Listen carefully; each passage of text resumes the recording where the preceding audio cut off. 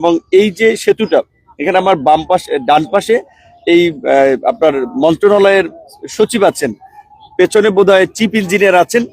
মানে তারা খুব ভালো করে জানেন যে গত 1 বছর ধরে তাদের সাথে কতবার এই সেতু নিয়ে আমার আলাপ আলোচনা হয়েছে।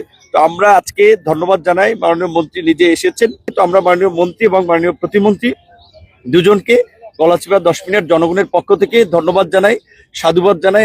আমাদের এখানে যদি তাদেরকে আপ্যায়ন করতে পারতাম আমরা খুশি হতাম, যেহেতু রোজার দিন আমরা আপ্যায়ন করতে পারিনি।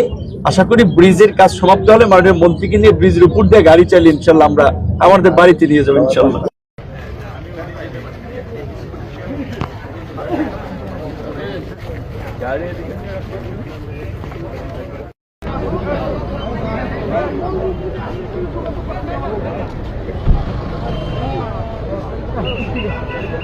এখন আমরা সাইড আমরা এখন চলো মাঠে চলো।